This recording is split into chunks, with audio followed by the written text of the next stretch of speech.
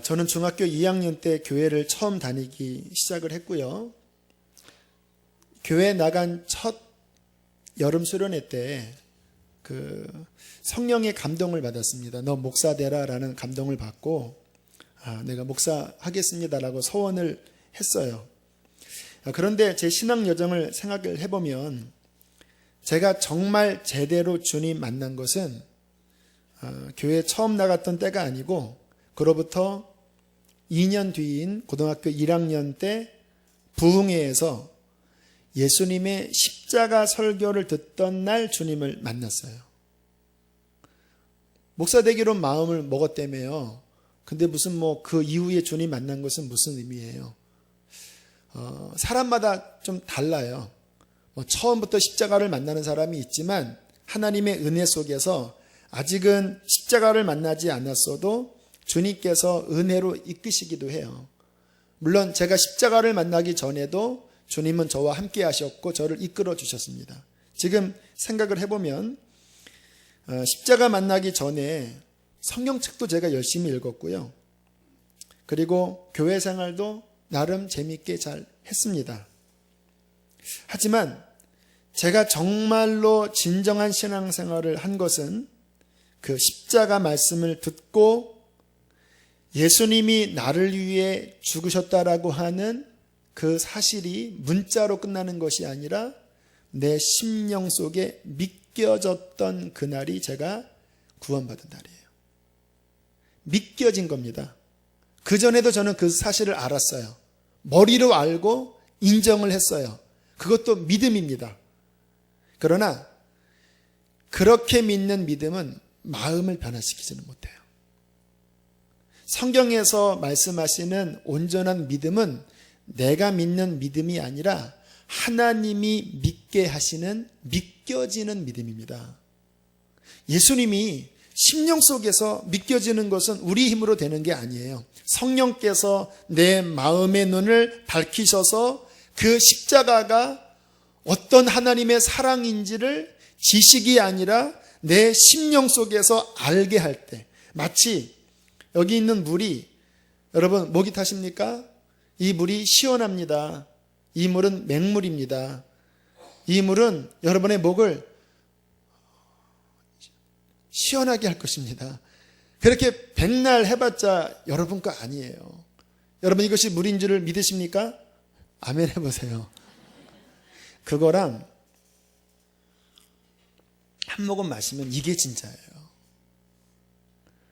주님의 그 십자가는요, 실은 지식으로 끝나면 안 되고 그것이 실제로 내 심령 속에 믿겨져야 합니다.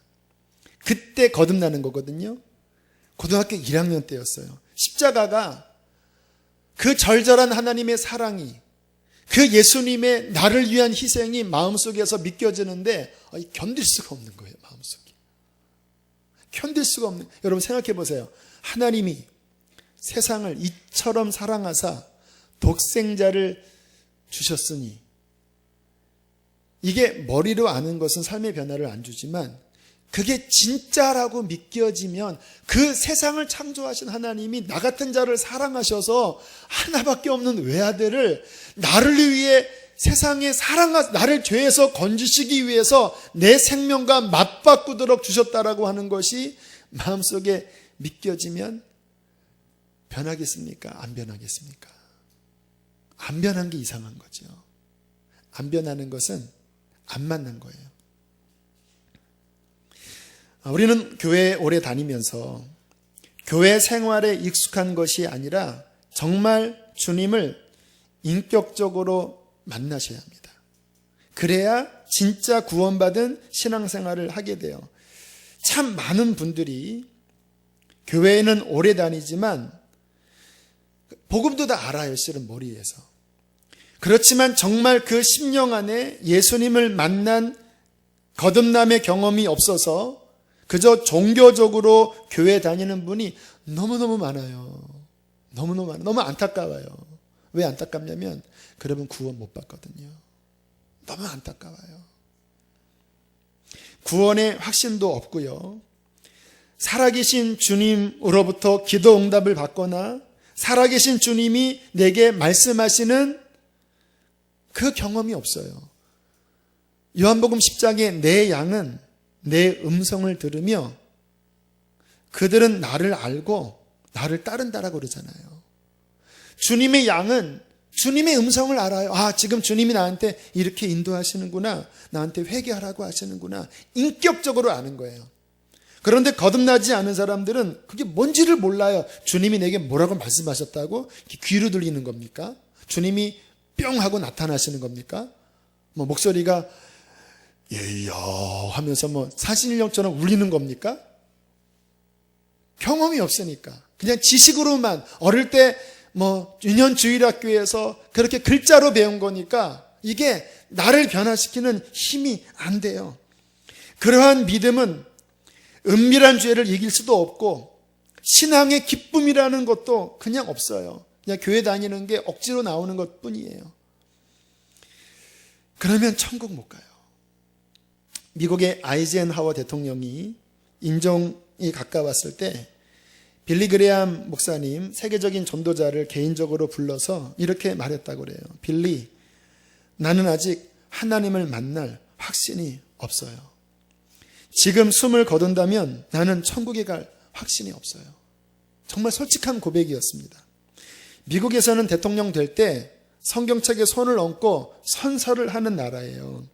기본적으로 이 개신교 신앙생활을 잘하는 사람들이 주로 대통령에 당선됩니다.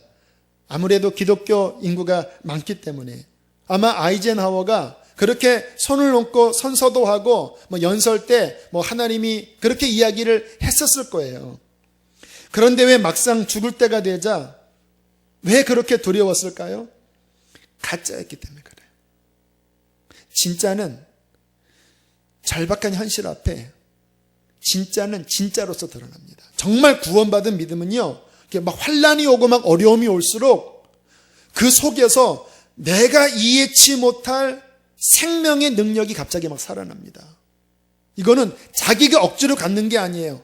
주님이, 제가 경험하는 주님은요, 평상시에는 뭐 주님의 능력이 그렇게 많이 나타나지 않는 것처럼 보이는데 막상 뭔가 딱 어려움이 닥치면, 그리고 주님하고 부르면 내 속에 계신 주님은 어려움은 어려울수록, 파도가 높으면 높을수록 그 속에서 나는 너의 하나님이다, 나는 너의 구원자다, 더욱한 능력으로 제게서 역사하시더라고요.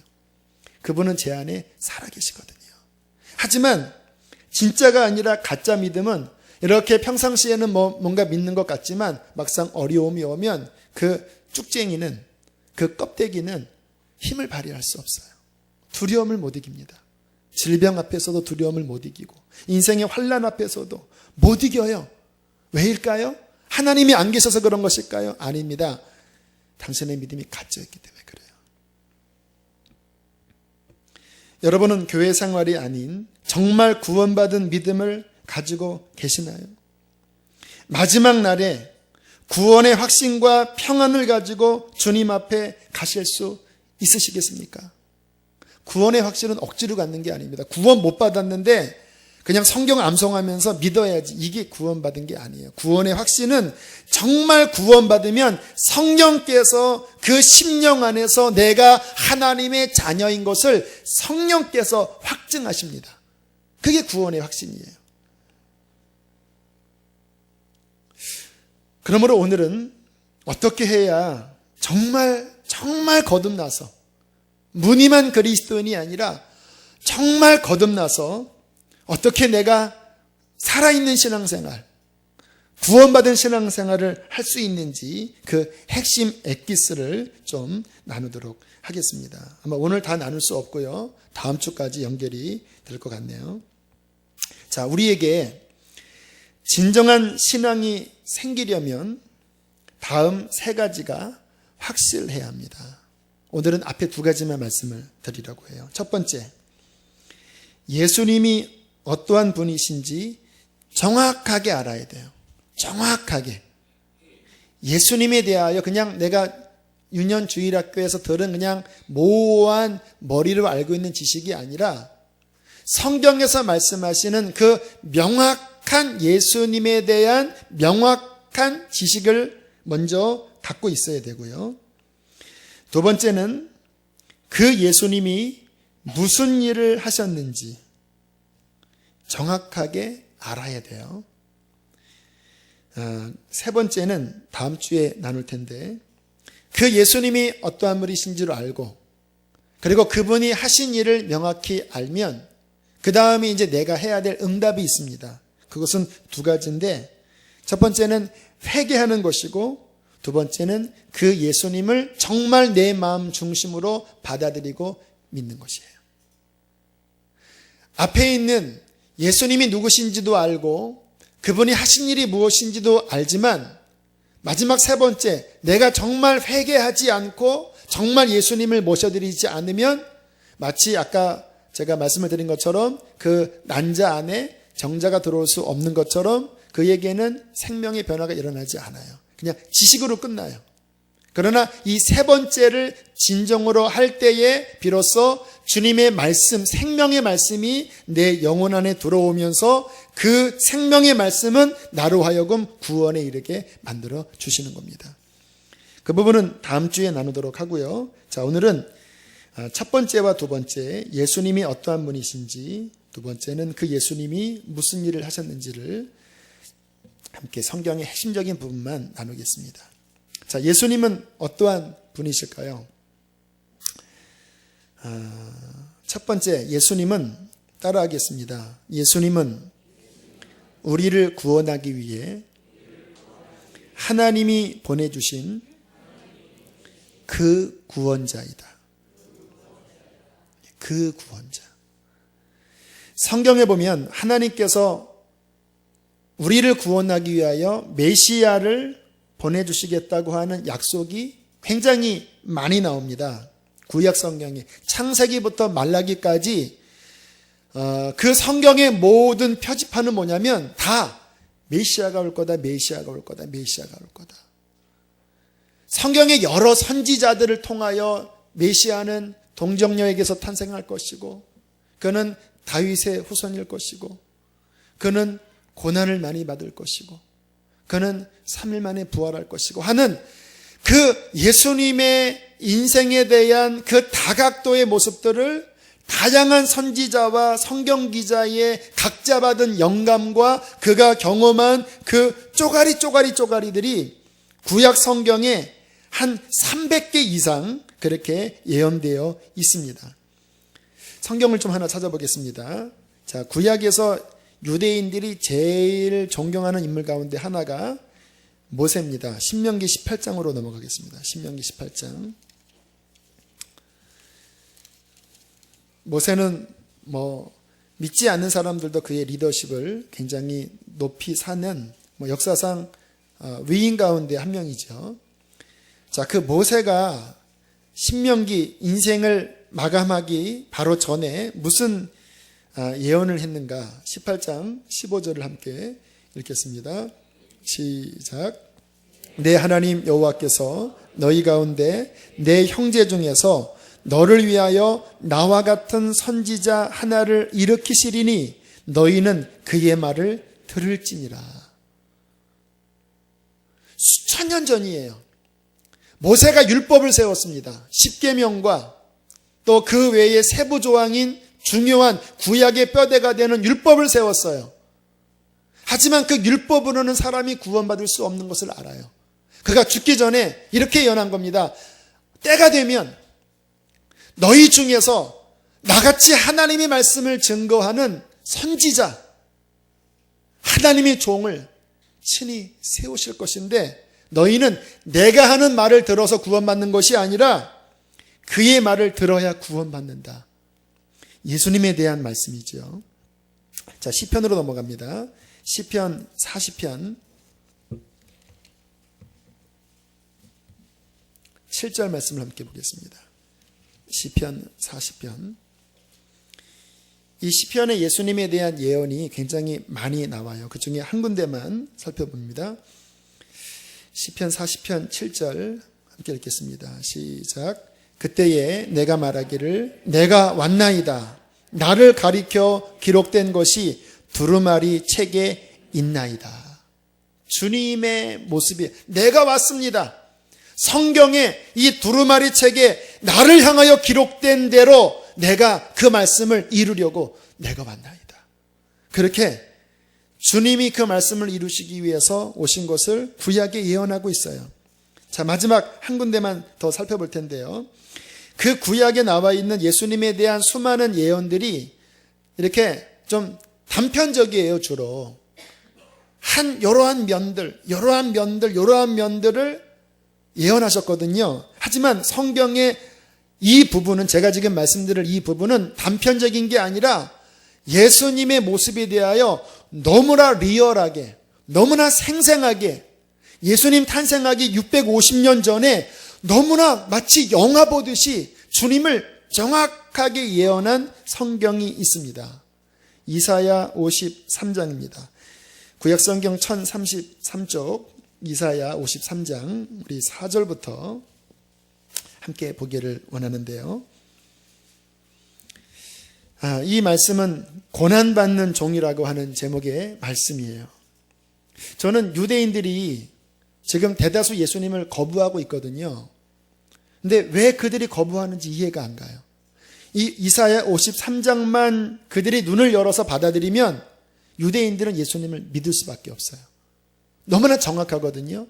그런데 왜 유대인들이 예수님을 안 받아들이냐면 유대인들의 정황은 그 이방 나라의 압제 아래에 있는 정황입니다. 로마가 지배했잖아요. 그래서 유대인들이 생각하는 메시아상은 다윗 같은 성군이 왕인데 강력한 정치력과 리더십으로 본인의 이 나라를 그 압제에서 벗어나게 할 그러한 구세주로 생각하는 거예요, 이 유대인들이. 그런데 하나님께서 주시는 구원은 솔직히 그렇게 육적으로 나라의 압제로부터 벗어나게 해봤자 그게 진정한 구원이 아니잖아요.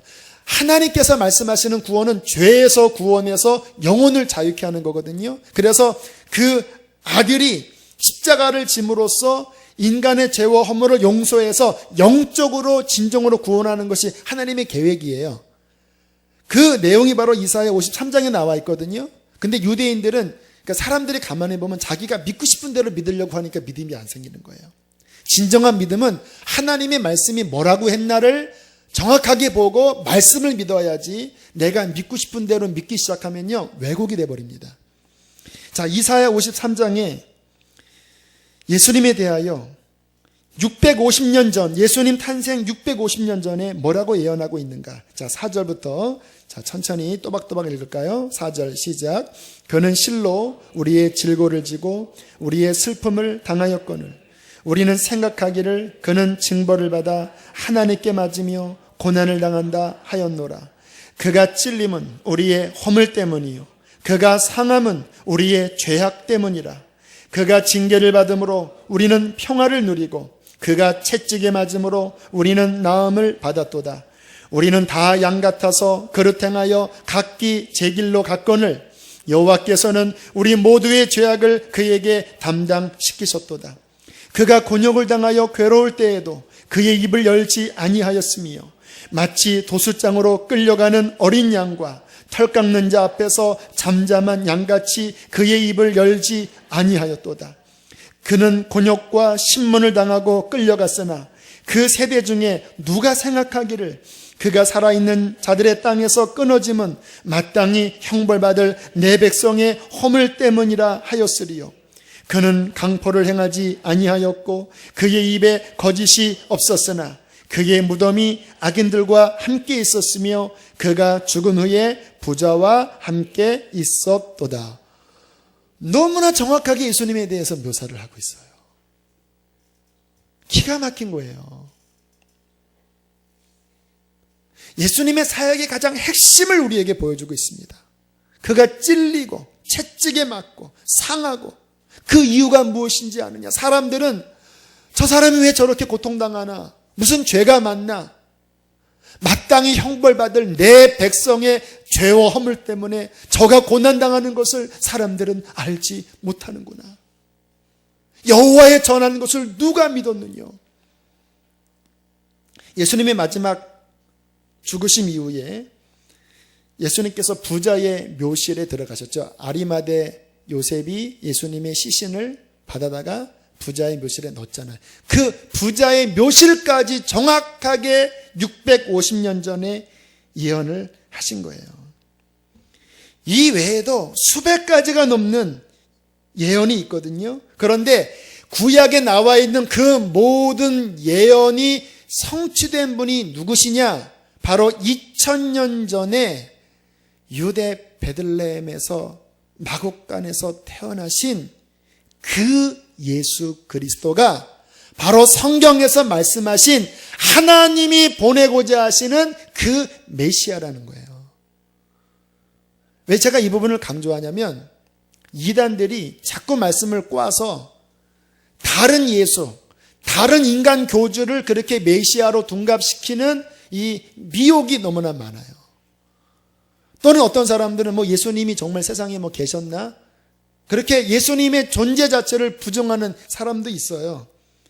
주님께서는 AD와 BC의 분기점을 나누시는 예수님의 탄생을 기점으로 Before Christ, Anno Domini, 뜻이 그게 라틴어 신의 나이입니다. 예수님 탄생의 나이, AD, Before Christ, 주님의 탄생 전 그분의 탄생을 기점으로 역사가 나누는 것뿐만 아니라 그분의 탄생으로 구약과 신약이 나누고 그분의 탄생으로 인간들에게 참다운 구원의 소망을 주님께서 갖고 오셨고 바로 하나님이 그 아들 예수 그리스도가 성경에서 말씀하신 바로 그 메시아라는 것입니다. 그분을 믿는 거예요, 우리는. 둘째, 예수님은 어떠한 분이실까요? 예수님의 이제 속성에 대해서 함께 살펴보기를 원하는데요. 예수님은 하나님의 아들이십니다. 이 말은 예수님이 하나님이시라는 거예요. 많은 분들이, 특히 남성들이 성경을 보면서 이렇게 탁 걸립니다. 왜냐하면 성경에 보면 예수님이 아무튼 별의별 기적을 너무나 많이 행하시는 거예요. 제 중학교 때 그 유리겔라가 이렇게 숟가락을 이렇게 해서 숟가락이 구부러졌다. 이런 이상한 소리 하면서 한참 그런 게 있었잖아요. 그런 별로 그렇게 뭔가 그 신빙성이 없는 듯한 이미지가 있는데 예수님을 보면 아무튼 무리를 걸어가세요. 한 발 빠지기 전에 또 넣으면서 무리를 걸어가세요. 예수님이 빠져야 되는데.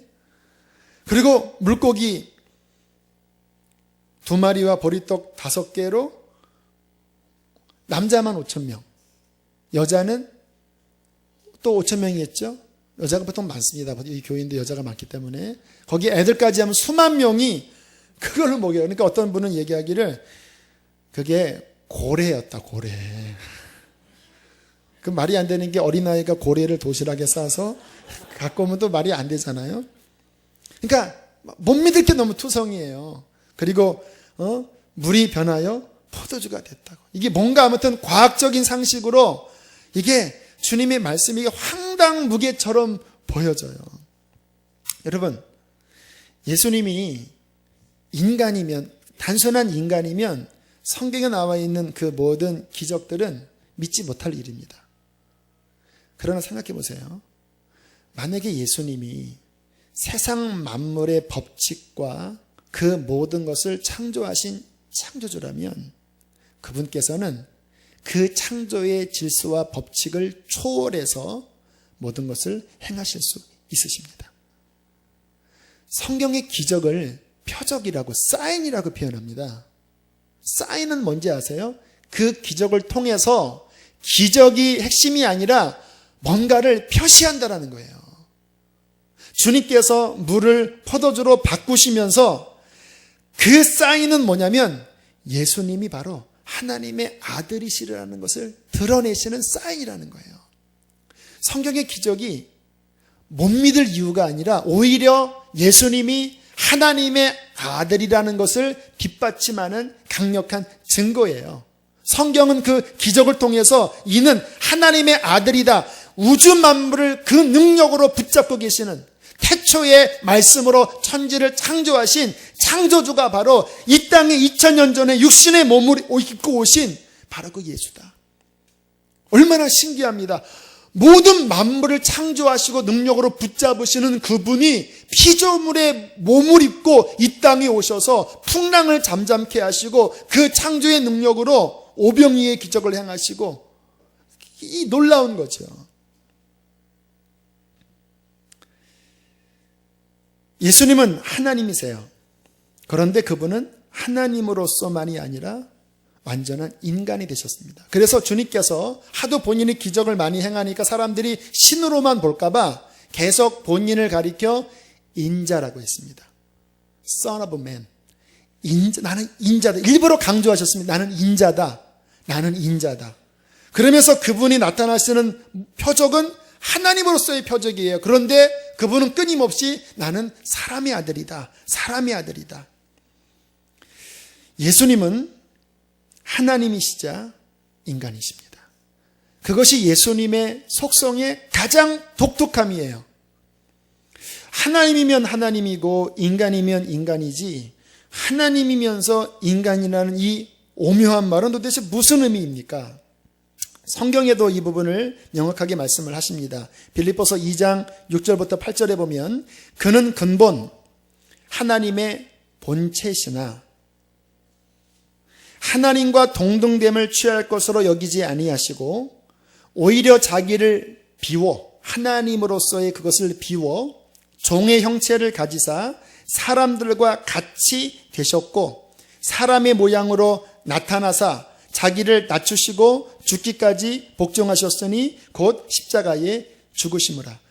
분명히 말씀하시죠. 하나님의 본체시나 그는 인간으로 죽으셨다라고 말씀을 하고 있죠. 왜 예수님은 하나님이면 하나님이고 인간이면 인간이지 도대체 어울릴 것 같지 않는 하나님이면서 인간. 이게 여러분의 사고방식은 이게 별로 생각이 없지만 유대인들 사고방식은 이게 말이 안 돼요. 어떻게 하나님이 인간이 돼요? 그 거룩한 하나님이 어떻게 죄인된 인간이 돼요? 왜 그러한 독특한 일을 행하셨을까요? 지금 제가 드리는 말씀이 복음의 핵심입니다. 예수님은 우리의 죄를 갚아주시기 위해 희생제물로 오신 분이잖아요. 희생제물로 오신 분이거든요. 자, 희생제물이면 살아야 합니까? 죽어야 합니까? 죽어야 돼요. 왜? 희생제물은 누군가 죽어야 할 죄값을 이 제물이 대신 희생해서 맞바꾸는 거거든요. 우리의 희생제물로 오시려면 죽으셔야 돼요. 그런데 하나님은 죽으실 수가 없어요. 하나님이시니까. 하나님은 제물이 못 되십니다. 죽을 수 없기 때문에 제물이 못 되세요. 그러면 인간은 구원받지 못해요.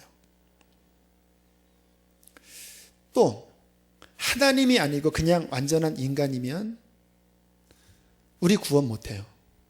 지지난주에 나눴죠. 인간은 죄인이기 때문에 죄인된 인간이 죄인된 인간의 죄를 대신 못 바꿔요.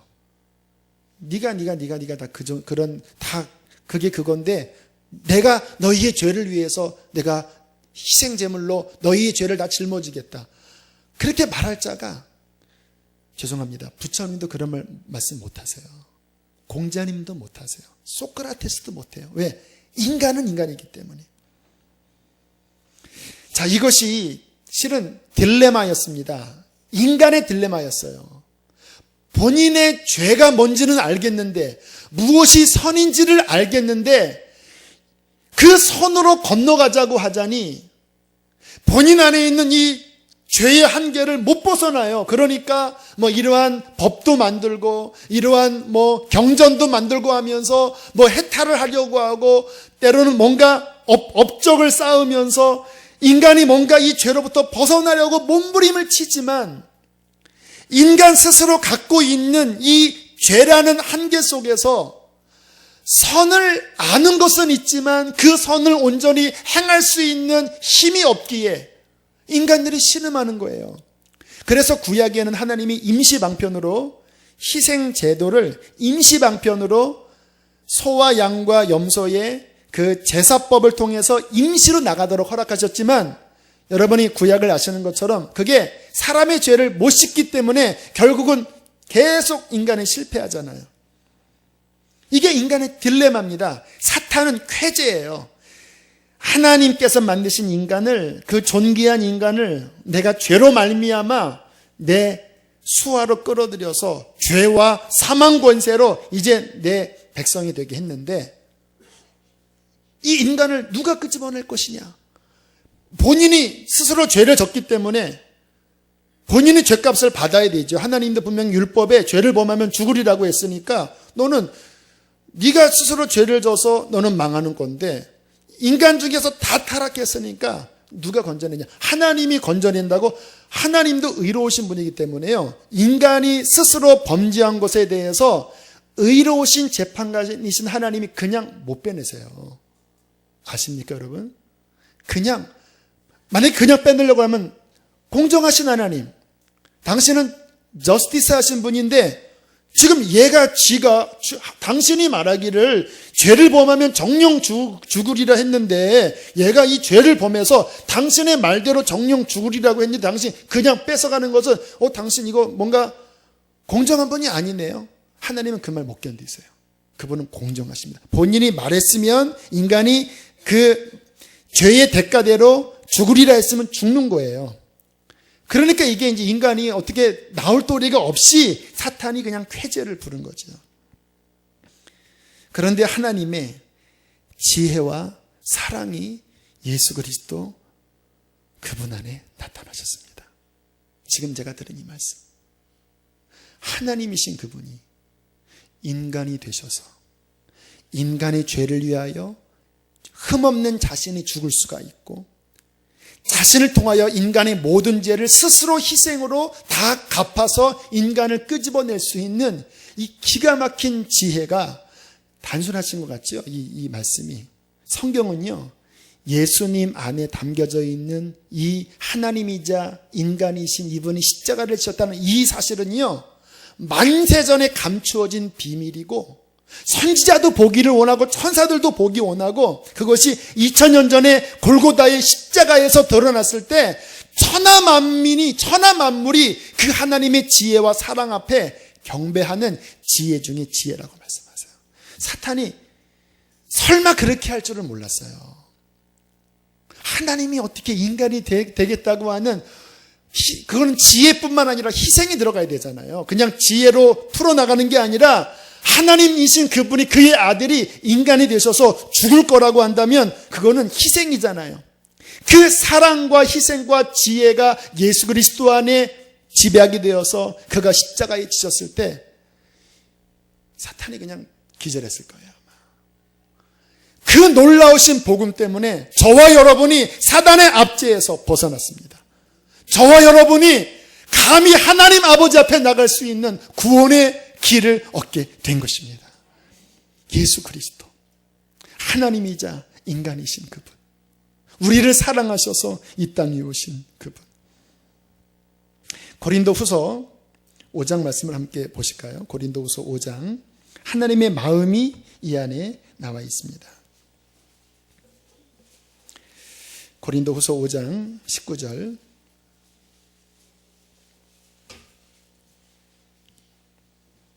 함께 한 목소리로 읽겠습니다. 시작.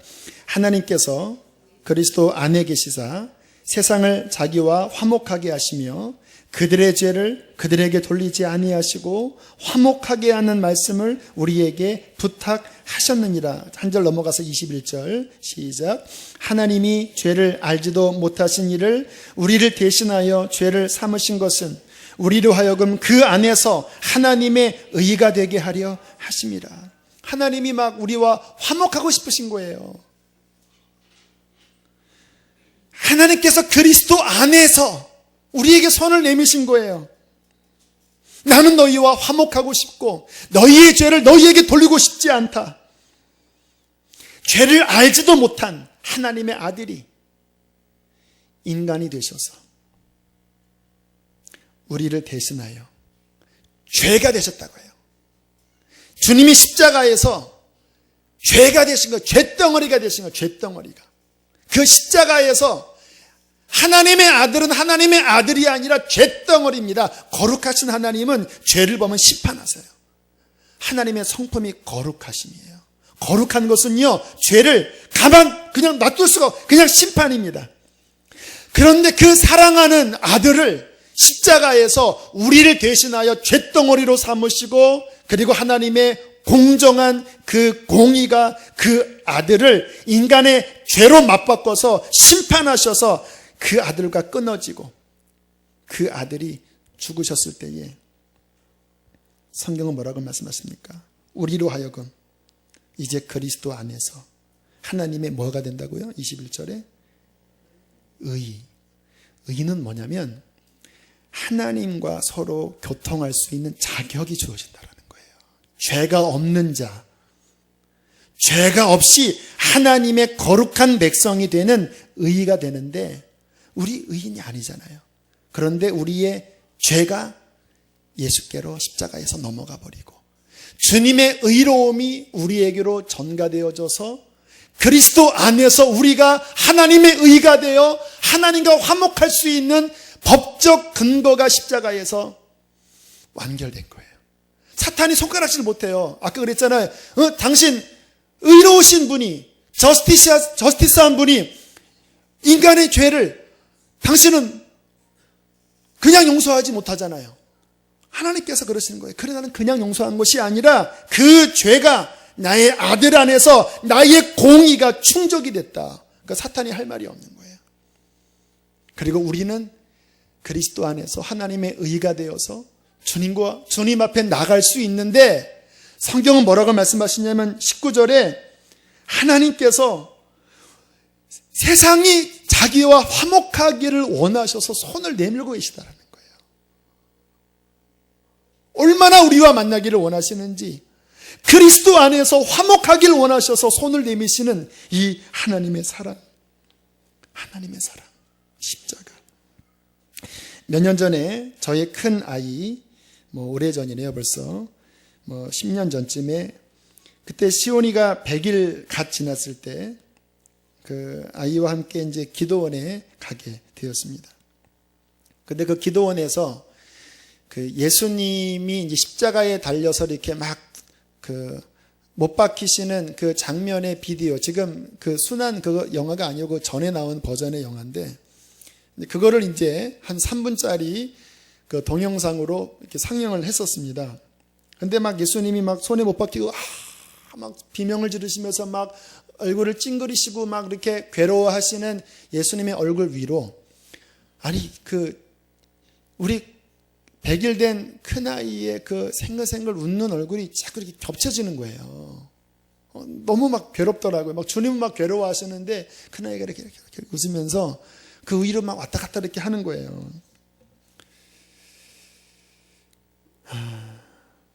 갑자기 제 마음속에 그러한 음성이 들리는 듯 했습니다. 너는 나를 위해 그 100일 된 아들을 이렇게, 그때 막 주님 막 인상 쓰고 계셨거든요. 이렇게 나를 위해, 창조주인 나를 위해 이렇게 죽게 할 수 있겠느냐. 그러한 질문이 제게 들리는 것 같았어요. 순간. 제가 그래도 막 처음 주님 믿고 막 순교자 되고 싶다고 막 그렇게 하고, 막 주님을 위해서 막 뭐든지 다 막 드린다고 하는 그러한 그 용감한 고백을 막 섣불리 했었거든요. 그런데 진짜 그 순간에 예수님의 십자가에서 일그러지는 얼굴 위로 제 100일 된 아이의 그 얼굴이 겹쳐져서 네 아들을 이렇게 할 수 있겠느냐라는 질문이 들렸을 때 진짜 제 이 본능적인 감정이요, 그 순간에 아니요 라고 나왔습니다. 아니요. 물론 제가 막 의지를 막 억지로 끄집어내서 그렇게 하겠나이다라고 할 수도 있었을 거예요. 하지만 솔직하게 제 감정적으로 그게 안 되는 거예요. 도저히 못하겠습니다. 내 아들을 당신을 위해서 저렇게 저는 못하겠습니다. 그러면서 제 자신의 실체가 드러나더라고요. 내가 이거밖에 안 되는구나. 근데 그 다음에 곧장 마음속에 이러한 하나님의 음성이 들리는 듯 했어요. 그런데 나는 너를 위해 나의 아들을 이렇게 십자가에 못 박게 했다. 근데 그 순간에, 이게 너무 잘 아시는 말씀이잖아요. 근데 그 순간에 이게 정서적으로 와닿는 거예요. 정서적으로. 그냥 하나님이 세상을 이처럼 사랑하사 독생자를 주었으니 그냥 지식이 아니라 정서적으로 내가 내 하나밖에 없는 아들, 그 100일밖에 안 된 아들이 너무 예쁘고 사랑스러워서 그 거룩하신 하나님, 천지 만물을 창조하신 하나님이 달라고 할 때 못 줘요 라고 했던 그 인간의 부정의 그 어떠한 마음을 가지고 하나님의 마음을 생각해 보니까 내 아이야 그 수많은 인간 중에 하나잖아요. 그런데 하나님은 자신의 하나밖에 없는 독생자를 나같이 비천한 죄인된 인간을 위하여 그렇게 주셨다라고 했을 때 나는 못 주고, 내가 사랑하는 그 사랑으로 못 주겠거든요. 그런데 하나님은 나를 위해 주었다라고 말씀을 하시니까 이 두 사이가 갑자기 순간 막 비교가 되는데 이게 막 북받칠 수 없는 눈물이 막 터져 나오는 거예요. 하나님의 사랑 때문에. 나는 하나님께 못 주겠는데 하나님은 나한테 주셨습니다. 나는 많고 많은 인간 가운데 하나인 이 아이를 창조주이신 하나님께 못 드리겠는데 창조주이신 하나님은 하나밖에 없는 외아들을 나 같은 인간, 죄인된 인간을 위해서 주셨습니다 하면서 한동안을 목 놓아 하나님 앞에 통곡을 했어요. 하나님의 사랑을 깨닫고. 여러분, 하나님은 우리를 사랑하셔서 그의 아들을 죽게 하는 희생제물인 인간으로 보내주셨습니다. 그분이 구원자이십니다. 자, 예수님이 어떤 분이신지 정리했죠. 예수님은 하나님이 보내신 구원자이고 예수님은 하나님의 아들로 하나님이자 우리를 위한 제물이 되시는 인간이 되셨다. 이것이 예수님이 어떠한 분이신지를 아는 거예요. 큰 첫 번째, 아까 좀 길게 설명을 했죠. 자, 그러면 두 번째, 큰 두 번째로 예수님은 어떠한 일을 행하셨습니까? 예수님은 선한 일을 많이 행하셨어요. 병든 자도 고쳐주셨고 또 귀한 교훈의 말씀을 많이 전해주셔서 뭐 원수를 사랑하라, 뭐 오른뺨을 대면 왼뺨을 대라, 이러한 말씀 때문에 인도의 간디 같은 경우에도요, 자신이 가장 존경하는 인물이 예수님이었다고 그래요. 그리고 간디가 인도의 비폭력 저항운동을 할 때 그 모델이 예수님의 산상수훈이었다고 해요. 그래서 일반 사람들도 예수님을 4대 성인이라고 인정해요. 그러나 그것은 예수님을 믿는 것이 아닙니다. 교회를 나오는 어떤 분들은 그래, 교회 나가면 좋은 말 듣고 뭐 예수님 좋은 분이지, 그렇게 예수님을 믿는 것은 예수님을 믿는 것이 아니에요. 예수님이 하신 가장 중요한 일은 십자가와 부활입니다. 주님께서는 그 일을 위하여 오신 거예요. 아까 시편 40편 7절에 나를 가리켜 두루마리에 기록된 대로 내가 왔나이다 할 때 그 기록은 뭐냐면 십자가와 부활이에요. 예수님께서 우리 죄를 위해 십자가에 죽으시고 우리를 구원하기 위해 사흘 만에 부활하신 것이 바로 예수님의 행적에 있어서 가장 중요한 일이고, 우리가 예수님을 믿는다라고 하는 것은 이 십자가와 부활을 정확하게 이해하고 믿는 거예요. 스스로에게 질문해 보세요. 여러분은 예수님을 믿으십니까? 예수님의 십자가와 부활을 정확하게 이해하고 믿으시나요? 이게 제대로 믿겨지면요, 우리의 인생이 안 변할 수가 없어요. 이것이 정말 제대로 믿겨지면 우리는 죄도 이길 수 있습니다. 이 부분은 이제 앞으로 이 복음 양육하면서 한 5가쯤에 한 번 더 십자가와 부활이 확장될 텐데, 오늘은 그 첫 번째만 좀 살펴볼 텐데요. 자, 먼저 십자가는 무엇이냐면 당시 로마 시대 사형 집행 형틀이라는 것 아시죠? 채찍에 처음에 십자가형이 온도가 떨어지면 채찍을 맞는데 그 채찍은 일반 채찍이 아니라 납조각과 동물의 날카로운 뼈들이 달려있는 칼입니다. 그래서 채찍을 맞으면 한 30%가 죽는다고 그래요. 왜냐하면 덩어리가 다 찢겨져 나가고 심지어는 이 척추가 끊어져서 채찍에 맞고 대부분 30%가 죽는다고 그래요. 채찍이 맞은 다음에 자기가 박혀야 되는 십자가를 짊어지고 사형장까지 걸어가는 거예요. 주님은 너무나 힘드셔서 몇 번이나 쓰러지시고 결국은 구레네 시몬이 그 십자가를 대신 짊어졌습니다. 그리고 옷이 다 벗겨졌습니다. 주님 벌거벗기신 거 아시죠? 누이셔서 양손과 발에 못에 맡기시고 그리고 십자가가 위로 세워질 때 이게 온몸이 이렇게 체중이 늘리면서 이 폐가 늘어난대요. 이렇게 체중이 그러면 숨이 그냥 폐 속에 다 들어간대요. 내뱉어야지 숨이 쉬어지잖아요. 내뱉으려면 힘을 줘서 몸을 들고 해야지 폐가 다시 줄어든대. 그러면 하고 숨 쉬고 다시 힘을 너무 아프니까 힘을 빼면 폐가 또 늘어나니까 숨을 들이마신 상태가 되고 그 6시간 동안 계속 계속 잡아당기면 고통에 괴로워하다가 숨 한 번 쉬고 또 내뱉고 또 숨 한 번 쉬고 내뱉고 피가 점점 빠져나가면서 어질어질하면서 우리열 증세라고 하더라고요. 점점 심장이 고통스럽게 괴로워하다가 결국은 주님께서 6시간 만에 피와 땀을 물을 다 흘리시고 그분께서 죽으셨죠. 왜 하나님이 자신의 외아들을 그렇게 십자가에 달려 죽게 하셨을까요? 여러분 자녀가 어디 조금 아파서 막 괴로워 막 힘들어할 때 부모의 입장에서 그 자녀 몸 아픈 것도 보기 힘든데 하나님은 그 사랑하는 아들이 왜 이렇게 처절하게 죽게 하셨냐 말이에요. 이사야 53장 아까 말씀했잖아요. 우리의 머리로 지은 죄를 가시 면류관으로 씻어서 대속하시고 우리의 손으로 지은 죄를 그가 못에 박히셔서 대속하시고 발로 지은 죄도 못으로 박히시고 가슴으로 지은 죄를 창에 찔리시고 우리의 입술로 지은 죄를 그분께서 신포도주를 마심으로써 그의 전 존재가 육신의 전 존재가 인간의 구석구석 모든 죄를 다 담당하고 대신 하나님의 그 의로운 공의를 한 몸에 받아내신 것입니다. 여러분 신앙생활은 뭐냐면요, 우리가 나의 죄 때문에 돌아가신 이 십자가를 내가 깨닫고 진심으로 죄를 회개하고 예수님 십자가 믿고 의지하며 날마다 살아가는 거예요. 우리 누구 정죄할 사람 없어요. 누구를 정죄하겠습니까? 내가 더러운 죄인인데 나의 죄를 깨닫고 십자가 앞에 회개하고 내 눈에 들보를 뽑고 나의 죄를 씻기는 예수의 십자가 피밖에 없으니까 날마다 십자가 붙잡고 주님 나라 가는 그날까지 애통하고 깨진 마음으로 이 길을 걸어가는 것이 우리의 신앙생활입니다.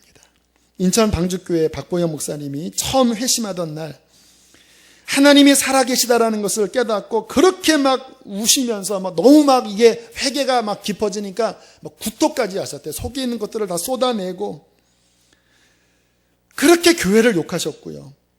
교회 다니는 사람 욕하고 하나님 조롱하고 세상의 온갖 더러운 죄악 중에 살았던 자신이 떠오르니까 하나님이 살아계신 것이 이게 믿겨지는 순간 이게 막 견딜 수 없는 거예요. 하나님 왜 나 같은 자를 택하셨어요? 저는 죄인이라고 막 자기가 구토한 그 위에 막 뒹굴면서 막 땅을 막 치면서 막 너무 괴로워서 견딜 수 없었을 때 주님의 음성이 들렸대요. 머리를 들어라. 그래서 한참 울다가 이렇게 머리를 드니까 저 강대상 위에 십자가가 보이더래요. 아, 십자가. 그 목사님의 카카오톡에 본인의 사진 밑에 있는 글자는 아, 십자가. 내가 이러한 죄인인데 십자가가 나를 구원했구나. 내 평생 나의 이 죄를 깨닫고 십자가 의지하며 살아가는 거구나. 이게 신앙의 핵심입니다. 아, 십자가. 여러분이 한 주 살아가시면서 왜 실망하셨습니까? 왜 넘어지셨습니까? 십자가 안 바라보면 실망하고 넘어져요.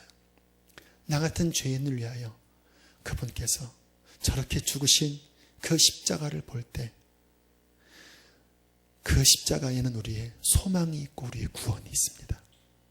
십자가만이 우리를 구원합니다. 십자가만이 우리의 소망입니다. 그래서 저는 평생 십자가만을 의지하고 살 것입니다. 나의 의는 없어요. 십자가만을 붙잡을 거예요. 실망스러울 때, 시험이 올 때, 혹시 내가 넘어졌어도 내가 언제나 돌아가 안식할 곳은 십자가밖에 없어요. 주님의 십자가를 찬양합니다. 영원히 찬양합니다. 그 십자가를 주님은 여러분을 위하여 주셨습니다. 남의 이야기가 아니에요. 여러분의 그 실패와 좌절과 그 낭만과 무력함, 그것 때문에 그분은 십자가를 주셨습니다. 십자가 안에 답이 있습니다. 다음 마지막 부활인데요. 예수님께서 죽으신 것으로 끝나셨다면 감동은 줄지언정 우리의 구원자는 되실 수 없어요. 논리적으로 생각해 보세요. 자신도 죽음을 극복하지 못하고 어떻게 우리를 구원할 수 있겠습니까? 성경의 죽음은 죄의 결과입니다. 그리고 사탄이 그 죄의 결과인 사망 권세로 인간을 잡고 있거든요. 예수님이 우리의 구원자가 되시려면 죽음으로 끝나시면 안 돼요.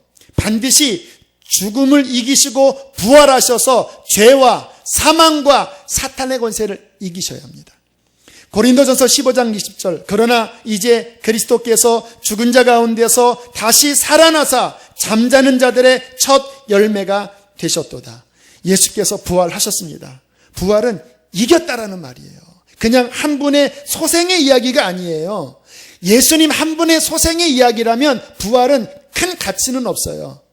예수님의 부활은 그분이 부활하시면서 죄가 깨트려지고 사망 권세가 깨트려지고 사탄이 깨트려지면서 그분께서 진정한 승리자, 인간의 모든 문제가 이 세 가지거든요. 죄와 사망과 사탄. 인간의 근원적인 문제의 승리자로서 부활하셔서 그분은 살아계신 분으로 누구든지 인격이신 주님 앞에 나오는 그 자를 주님은 지금도 부활하여 살아계셔서 자기에게 믿음으로 나오는 자, 십자가를 붙잡고 나오는 자를 지금도 그분께서는 구원하실 수 있는 것입니다. 주님은 살아계신 거예요. 그냥 어떠한 종교의 경전이 아니에요. 2000년 전에 있었던 옛날의 어떠한 사건을 회상하면서 감격하는 게 아니에요. 그분은 부활하시면서 지금도 살아계신 분이십니다. 이것이 기독교의 놀라운 점이에요. 기독교 2000년 동안요, 기독교가 겪은 핍박은 말할 수 없습니다. 로마 시대 300년 동안에 기독교가 아주 지근지근 밟혀졌습니다. 그 지하 무덤 속에서 수백 년 동안 그렇게 그들이 고통을 무릅쓰고 신앙을 지켜나갔고, 심지어는 사자밥이 되고 네로 황제 때는 화형에 처했지만, 그러나 세상 권세가 교회를 이길 수 없었어요. 오히려 더 수많은 사람들이 주님을 믿었고, 이 로마 시대에 그렇게 기독교인들을 죽이는데도요, 이게 어떻게 변했냐면 로마 황실의 간부들의 이 사람들이 다 기독교화가 되는 거예요. 심지어는 로마 황제의 어머니까지 기독교인이 되는 거예요. 왜 그런 일이 벌어집니까? 이 기독교의 어떤 교리가 대단해서일까요? 기독교의 교리가 어떻게 보면 단순해요. 깊지만 단순해요. 기독교가 승리했던 이유는, 저와 여러분이 이렇게 예수를 믿은 이유는 교리가 대단해서가 아니라 예수님이 부활하셔서 살아계시기 때문입니다. 그분이 성령으로 지금도 역사하셔서 우리를 만나시고 우리를 건지시고 우리를 이끄시고 교회를 지키시기 때문에 우리가 승리하는 거예요. 부활하신 그 주님이 저를 만나 주셨기 때문에 저 같은 이 부족하고 정말 태생이 부족하기 짝이 없는 제가 그 살아계신 주님이 나를 구원하시고 이끌으셨기 때문에 저는 이 자리에 있습니다. 저는 부족하지만 그 부활하신 주님이 저를 이끌 것을 믿기 때문에 저는 소망이 있습니다. 어떤 자매가 예수님 만나고 이렇게 간증을 하더라고요. 만약에 내가 주님 만나고 주님이 내게 주신 것과 같은 이 평안함, 또 이 수많은 기도 응답을 다른 종교에서 준다면 나는 다른 종교에 가겠습니다. 그러나 본인이 다른 종교도 믿어보고 온갖 점도 다 쳐봤지만 그 어디에서도 예수님이 주신 것과 같은 평안과 이 놀라운 응답은 어디에서도 주지 않았습니다. 세상 구석구석 다 찾아보세요. 모든 종교의 경전을 다 찾아보세요. 물론 거기에 좋은 교리가 있고 좋은 설법이 있을지 몰라도 살아계신 주님이 정말 나의 죄를 용서하고 내 영혼을 자유케 하고 참다운 하늘의 평안이 임하게 하고 나로 하여금 정말로 이 기쁨과 승리하게 하는 이 생명의 역사는 오직 십자가에 죽으시고 부활하셔서 지금도 살아계신 하나님의 아들 그분에게만 있습니다. 저도 중간에 믿었거든요. 저도 의심 많이 해봤어요. 하나님만이 안 계시면, 내가 믿는 게 내 스스로의 착각이라고 한다면, 자기 확신이라고 한다면, 이게 다 뻥이라면 저도 생각 많이 해봤어요. 하지만 제가 부인할 수 없는 게 나는 그분을 만났거든요. 육신의 눈은 아니지만 내 영혼이 말할 수 없는 그분의 살아계신, 부활하신 살아계신 주님, 나의 참된 소망, 걱정 근심 전혀 없는, 내가 낙심할 때 찾아오셔서 나를 위로하시고, 내가 부르짖을 때에 모든 환경을 움직여서 응답하시고, 내 영혼에 세상이 줄 수 없는 이 평강을 주신 주님은 내 목숨을 바꾸는 한이 있더라도 그분은 나에게 살아계신 하나님이십니다. 그분은 부활하셨습니다. 그분은 저와 여러분의 하나님이십니다. 저는 평생 예수님을 의지할 거예요. 교리를 의지하는 게 아니라 저는 살아계신 주님을 의지할 것입니다. 그분은 나의 정말 구원자예요. 나중에 죽어서 천국 가게 하는 정도의 구원자가 아니라 지금 내가 그를 부르면 지금 그분은 내게 오셔서, 아니 내 안에서 역사하시는 살아계신 나의 구원자입니다. 나는 그분을 사랑합니다. 그분께 난 내 목숨을 드리기를 원합니다. 내 목숨이 끊어지는 그날 그분은 나를 영원한 천국으로 이끌어 주실 것입니다. 나는 부활이요 생명이니 나를 믿는 자는 죽어도 살겠고 무릇 살아서 나를 믿는 자는 영원히 죽지 아니하리라. 이것이 바로 복음의 핵심, 구원을 얻으려면 예수님이 누구신지, 그가 하신 일이 무엇인지를 제가 짧은 시간에 압축해서, 성경을 압축해서 말씀을 드렸습니다. 다음 주에 믿음에 대해서 말씀을 드릴 텐데, 다음 주 가기 전에 이것을 정말 내 중심으로 받아들이면서 나는 죄인입니다, 회개하고 십자가를 붙잡는다면 오늘 이 시간에 여러분에게 하나님의 그 영원한 구원이 여러분에게 임할 것입니다. 왜냐하면 하나님은 우리를 구원하기를 원하세요. 여러분이 망하기를 원치 아니하세요. 그 아들 안에서 화목하고 모든 죄를 용서하기를 원하세요. 이 하나님의 사랑을 받아들이셔서 천국 백성 되시는 저와 여러분 되시기를 축복합니다. 우리 함께 찬송가 304장, 그 크신 하나님의 사랑 함께 찬양하고 기도하시겠습니다.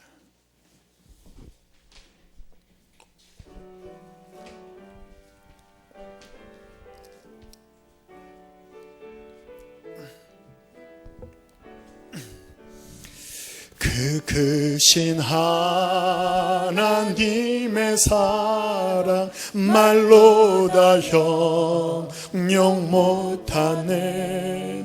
저 높고 높은 별을 넘어 이 낮고 낮은 땅 위에 죄범한 영혼 구원 성령님 알게 하소서. 다들 보내사 화목제물 삼으시고 죄 용서하. 우리 하나님의 사랑을 마음을 다하여 노래합시다. 하나님 크신 사랑은 식량다 못하며 영원히 변치 않는 사랑 성도여 찬양. 아멘. 괴로운 시절